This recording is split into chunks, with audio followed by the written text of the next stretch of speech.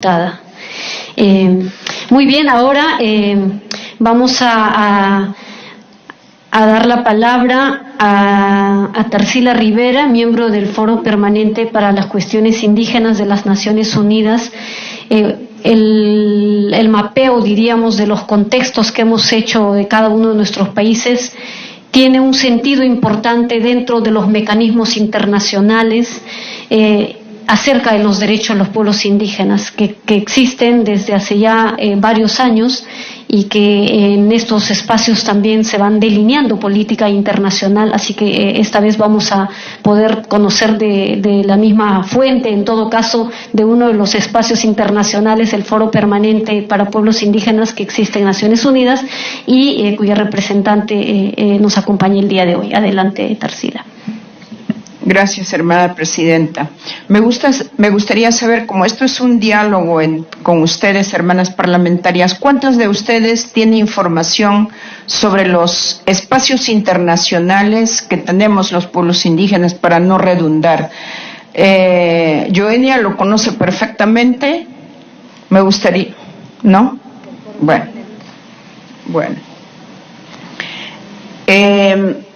Rápidamente, voy a tener 10 minutos o 3. 10 minutos o menos. 10. Sí. Voy a empezar con algo que está relacionado específicamente con ustedes, que tiene que ver en su rol de parlamentarias. Y felizmente que en estos días ustedes tienen como un objetivo concreto que esta reunión es el inicio de algo que ha de continuar. El año pasado fui invitada a hablar en una reunión de Parlaméricas, o sea que eran los parlamentarios de las Américas. Ahí hablamos específicamente sobre mujeres y les interesaba escuchar qué reflexiones habían para incluir desde las preocupaciones sobre la igualdad de género y la inclusión de las mujeres indígenas. Entonces fue muy interesante porque han ido varios parlamentarios de Perú que recién los conocía ya, así que eso. Y ese es un mecanismo del que yo no manejo mucho, por eso empiezo. O sea, existe el Parlaméricas, que son las parlamentarias de América, existía el Parlamento Indígena de América, y tenemos un mecanismo dentro del sistema, digamos, de la OEA, que es el sistema interamericano, que me parece que es un escenario más cercano, que es necesario mirarlo, sobre todo ustedes en su rol de legisladoras. ¿Por qué? Porque justamente las experiencias que cada una tiene y sobre todo los avances que hay en los otros países pueden ser una gran oportunidad para no empezar las discusiones sobre el proceso como si fuera nuevo, porque hay algunos ejemplos buenos, ¿no? Y aquí quiero empezar nombrando el ejemplo del reconocimiento de la propiedad intelectual del pueblo Guna con relación a la mola y cómo esa ley, que tiene muchísimos años, ha servido para defender derechos específicamente de mujeres indígenas en relación a la propiedad intelectual de la iconografía, de los diseños o la propiedad intelectual de lo que poseemos como mujeres indígenas frente a la apropiación de terceros, pero principalmente para la industria de la moda. Lo mismo con el ejemplo de Guatemala. Es triste saber que en el mercado de Guatemala es más barata un huipil copiado en sintético que uno auténtico, sano, saludable, hecho por hermanas. Entonces, esto está relacionado no solamente con el derecho de propiedad, sino también con el derecho al desarrollo económico que tenemos las mujeres indígenas con sus propias capacidades y su propia creatividad.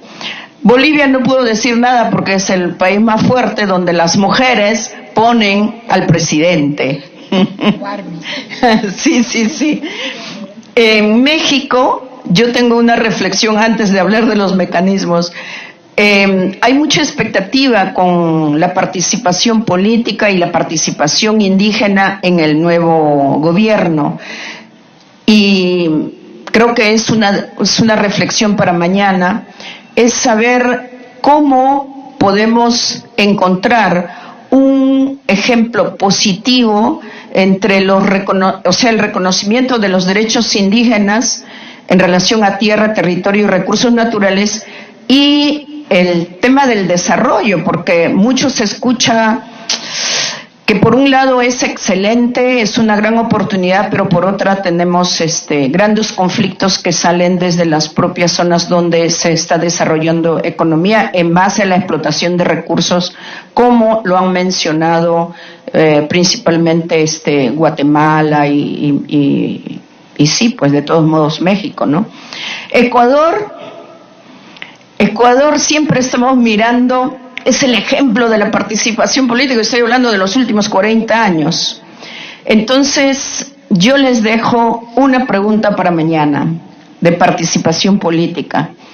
¿Cómo es que, habiendo tenido grandes avances desde los pueblos indígenas, con liderazgos brillantes, en la construcción de alianza partidaria, se nos quedó el poncho o la pollera? Guatemala, tenemos líderes brillantes indígenas y premio Nobel. ¿Qué está pasando? Yo creo que ustedes, como gran responsabilidad como políticas, nos toca recibir reflexiones. ¿Qué hacemos? ¿Cómo hacemos? Porque esta interacción entre nosotros tiene que ayudarnos de alguna manera. Con Brasil, por supuesto, nos duele porque con este gobierno lo que hay es un real retroceso en todo lo que se ha ganado como derechos en Brasil. Con esto quiero decirles para qué sirven los mecanismos internacionales. Hemos logrado en más de 23 años la Declaración de Derechos de Pueblos Indígenas, en el que personalmente he participado desde el año 87. Hemos logrado la creación del Foro Permanente sobre Asuntos Indígenas, del cual hasta ahora soy miembro hasta diciembre, que funciona en las Naciones en Nueva York, en las Naciones Unidas. Hemos creado la Relatoría Especial sobre Derechos de Pueblos Indígenas y hemos creado el mecanismo de experto sobre pueblos indígenas. Además de tener, ustedes saben, la Declaración de Derechos sobre Pueblos Indígenas, tenemos la Declaración Americana de Pueblos Indígenas y tenemos, por supuesto, el Convenio 169 de la OIT, que la mayoría de nuestros países son signatarios. Y muchos dicen, desde el otro lado, que solo el convenio es que tiene fuerza de ley, o sea, valor constitucional, y por lo tanto los estados lo tienen que cumplir. Sin embargo, para nosotros, los pueblos indígenas, la Declaración de Derechos sobre Pueblos Indígenas es como la Declaración Universal de los Derechos Humanos Fundamentales. La Relatoría Especial de Derechos sobre Pueblos Indígenas funciona bajo el Comité de Derechos Humanos en Ginebra. Yo solo les suelto para que averigüen cómo, porque de repente ustedes, como legisladoras, pueden invitar a la relatora especial para visitas y ver en los países qué nivel de violación de derechos humanos de los pueblos indígenas existe. De todas maneras, sirven sus recomendaciones para que los estados se den cuenta que no pueden seguir violando derechos humanos. El mecanismo de expertos acaba de hacer un gran cambio que también funciona en Ginebra y tiene más posibilidades que, por ejemplo, el Foro Permanente sobre Asuntos Indígenas, que funciona en Nueva York, pero el mecanismo de expertos funciona en Ginebra, también está bajo el Comité de Derechos Humanos y ha cumplido un rol de, más bien, en mejor calidad, diría yo, que el Foro Permanente, porque puede hacer estudios y da asesorías y es mucho, sus atribuciones han sido reconocidos en mejores condiciones. El Foro Permanente específicamente ya va a cumplir 20 años el 2020-2021, tiene más de 1.400 recomendaciones. Somos 16 miembros, 8 por estados y 8 por organizaciones indígenas. Yo tengo el honor de haber sido presentada por el Estado peruano, porque estamos en condición de independientes, somos expertas independientes, los 16 nos juntamos y trabajamos recomendaciones. Hacen las sesiones cada año de 2 semanas.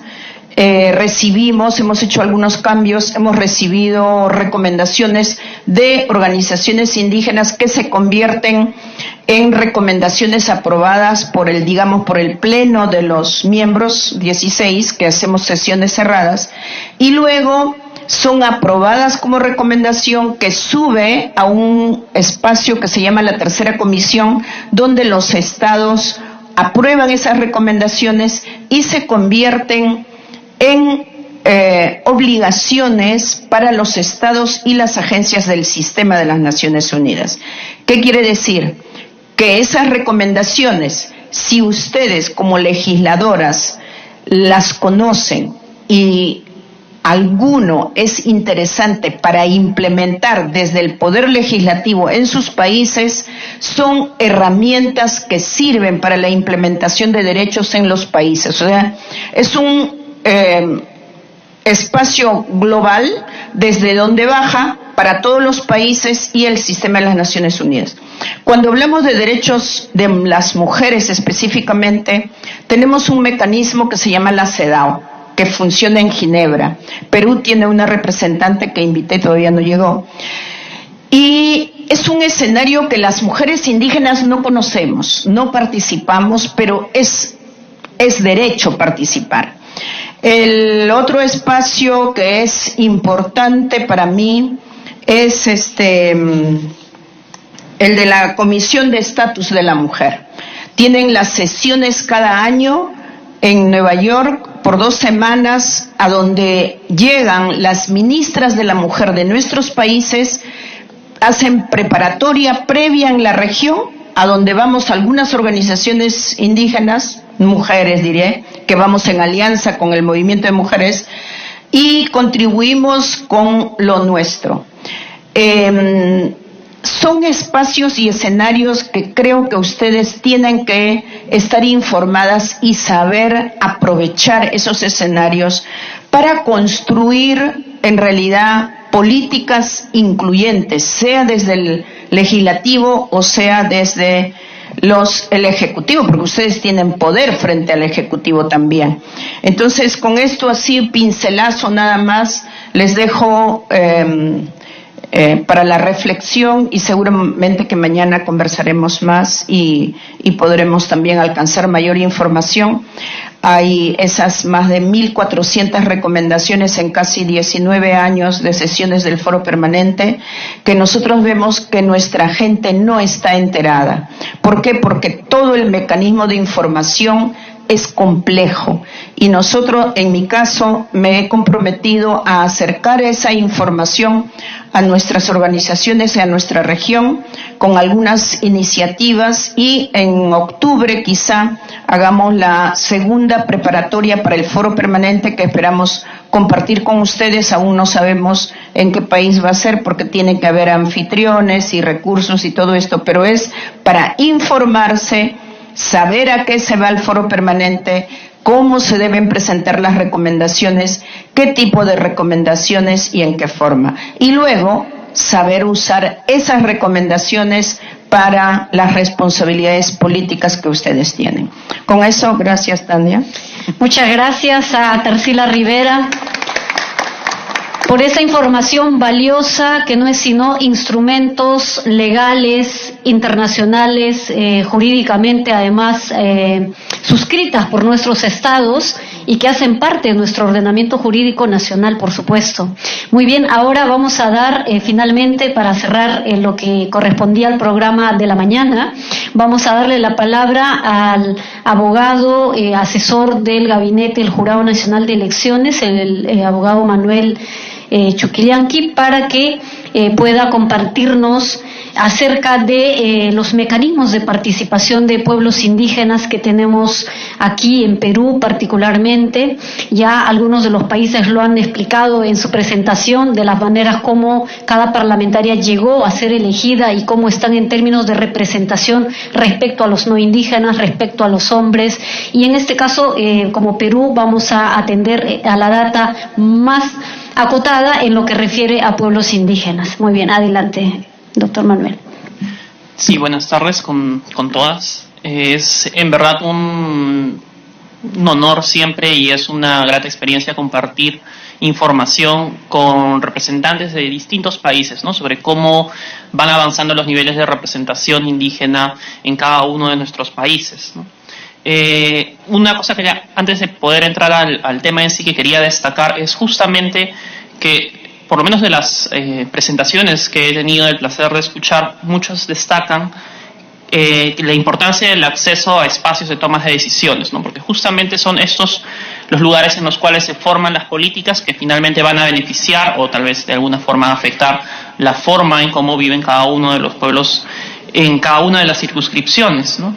Y justamente este objetivo de darle mayor participación es uno que comparte el Jurado Nacional de Elecciones. Nosotros venimos siempre impulsando mecanismos, siempre venimos estudiando mecanismos a través de los cuales se puede dar mayor participación. Uno de estos espacios es el Grupo de Trabajo para el Fortalecimiento de la Participación Política Indígena, la cual la congresista Pariona ha participado en algunas de estas reuniones que hemos tenido, y producto de las mismas se han presentado diversos proyectos de ley justamente para poder estimular la participación política y asegurar la representación de las comunidades indígenas en los distintos niveles de gobierno.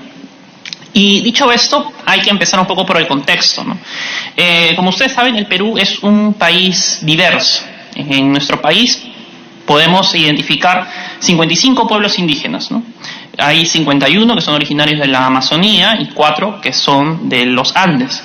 También podemos identificar 47 lenguas originarias, ¿no?, que son habladas aproximadamente por 4 millones de personas. Y si tomamos en consideración la información que podemos recabar a partir del censo que se realizó en el año 2017, el 22% de la población peruana se identifica como indígena, ¿no?, como quechua, como aymara, y el 0.9% como indígena amazónico. Ahora, si bien es cierto el censo nos da esta información, lo cierto es que para efectos del sistema electoral no solamente se necesita saber cuántos somos, sino se necesita saber dónde están y quiénes son. Esta es una información que se ha venido trabajando desde la implementación de la cuota indígena. Hay que recordar aquí de que hay 3 cuotas que establece el Perú para poder asegurar la participación de 3 poblaciones vulnerables. La primera es la cuota de género, que establece una reserva del 30% de los candidatos en las listas a todo nivel, ya sea para el Parlamento, como para los gobiernos regionales, como para las municipalidades, tanto provinciales como distritales.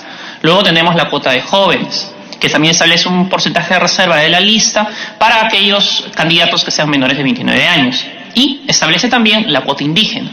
La cuota indígena reserva un 15% de la lista, en el caso solamente para gobiernos regionales y para municipalidades provinciales.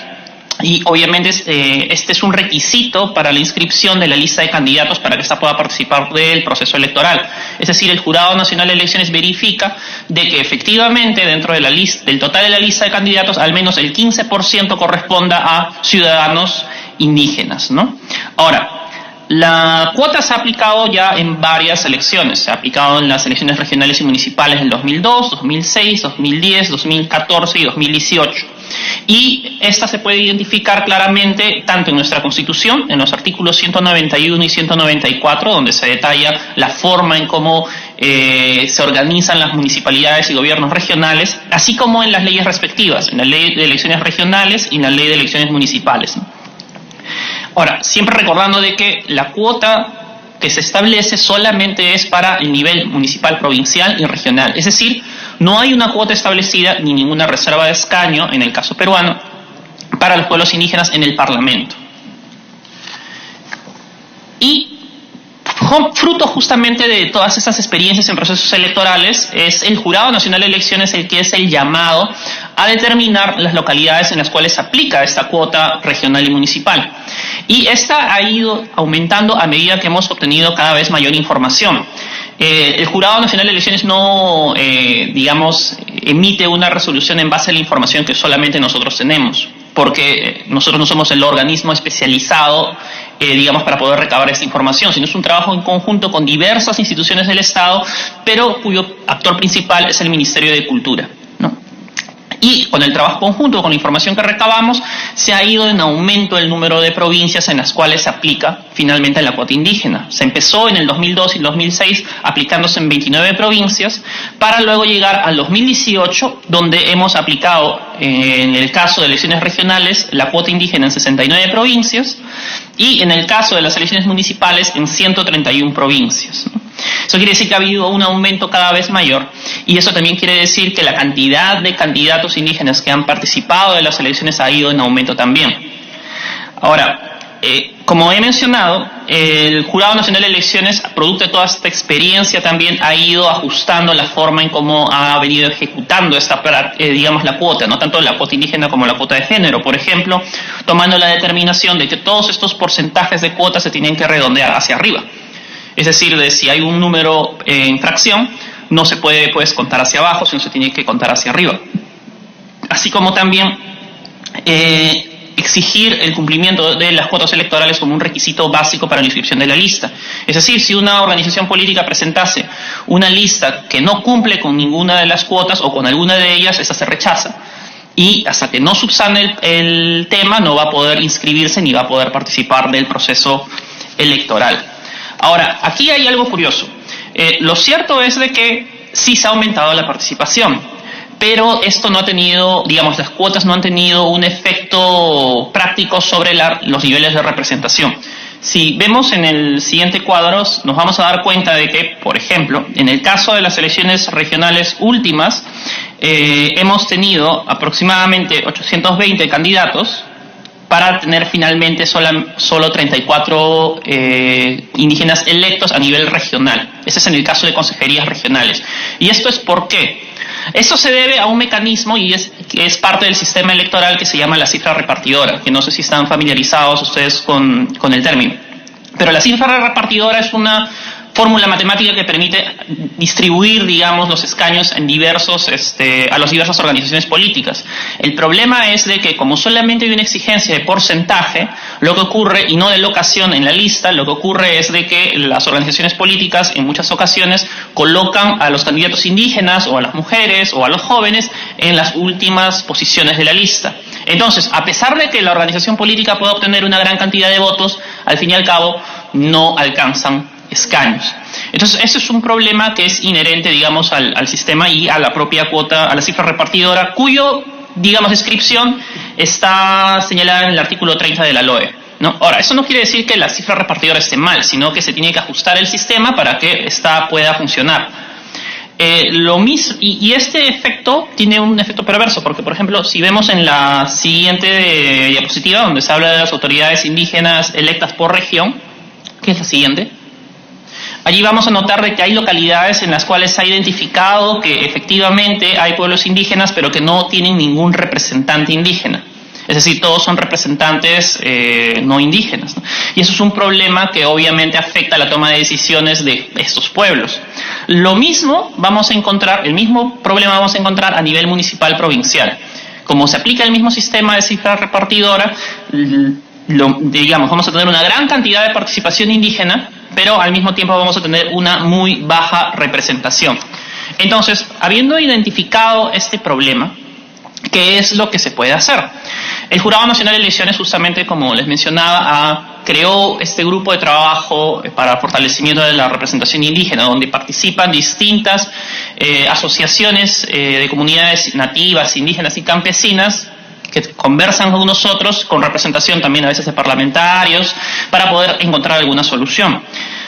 Y una de esas soluciones la hemos incluido en un proyecto de código electoral. Nosotros en el 2017 presentamos un proyecto de código, que es el 1313-2016, en el cual reunimos toda la legislación peruana electoral en un solo código, de forma sistematizada y coherente. Y dentro de las múltiples propuestas hemos incluido una en la que creábamos o proponíamos la inclusión de aplicar la cifra repartidora de forma diferenciada a nivel regional.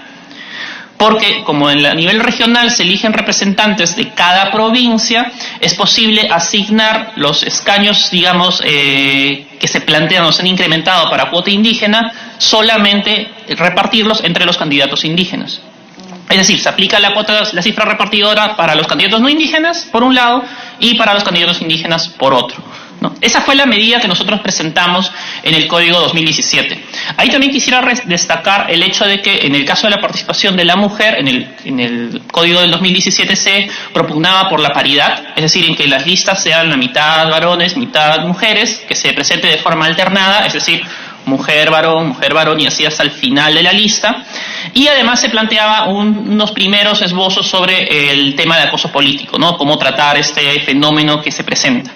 Ese proyecto, bueno, se discutió, pero lamentablemente no tuvo mucho eco, tal vez en el espacio del Congreso, pero se ha insistido, en el caso de la cuota indígena, con un proyecto especial, y luego nuevamente este año, en abril, porque hemos presentado un nuevo proyecto de código electoral actualizado con las experiencias de los últimos procesos electorales, en los cuales se ha incluido también la cifra repartidora, se ha incluido un espacio más claro para el tema de acoso político, pero también estamos planteando la creación de una circunscripción especial a nivel del Congreso para representante indígena, ¿no? Como nosotros en el jurado no tenemos iniciativa de reforma constitucional y lamentablemente no podemos modificar el número de representantes al Congreso de la República, hemos tenido un poco que ajustar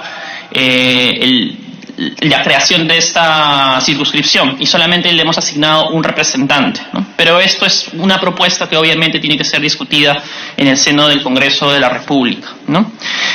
Y así, como les menciono, ¿no? El proyecto de código que hemos presentado ahora, si lo quieren revisar, está colgado en la página web del jurado, también lo pueden revisar en la página web del Congreso, que tiene el número 4251-2018 JNE, y como les decía, crea un escaño de circunscripción especial para peruanos residentes para los peruanos residentes en el extranjero, crea la circunscripción especial para los peruanos que pertenezcan a comunidades indígenas. También genera algunos espacios, por ejemplo, para que el uso de franja electoral le permita dar un espacio para que pueda capacitarse justamente a la población indígena. También señala de que el financiamiento público que reciben las organizaciones políticas, un pequeño porcentaje sea necesariamente utilizado en capacitar a los afiliados indígenas, campesinos y nativos que pertenezcan a esas comunidades para que sepan cuáles son sus derechos y cuál es la forma en cómo funciona también el sistema electoral, ¿no? Además, de otros puntos específicos referentes, a la forma en cómo se aplicaría esta cifra repartidora diferenciada, por ejemplo, a nivel regional. Si bien es cierto, no hemos podido aumentar considerablemente con este modelo que actualmente es vigente el número de representación, tal vez de los indígenas en los niveles subnacionales de gobierno, sí es importante destacar que se ha incrementado su participación. Y a medida que participan más, se informan más y pueden hacer uso más eficiente de todos sus derechos y obviamente cumplir con todos sus deberes, ¿no? Es también importante destacar todos los proyectos de ley que el jurado ha venido presentando, ¿no? Porque cada uno de estos significa una oportunidad para poder debatir, para poder intercambiar ideas y una oportunidad para que el Congreso de la República pueda realizar los ajustes que se necesitan para justamente obtener una representación efectiva de las comunidades indígenas a todos los niveles de gobierno. Muchas gracias. Muchas gracias al representante del Jurado Nacional de Elecciones. Tiene una intervención la diputada Morán.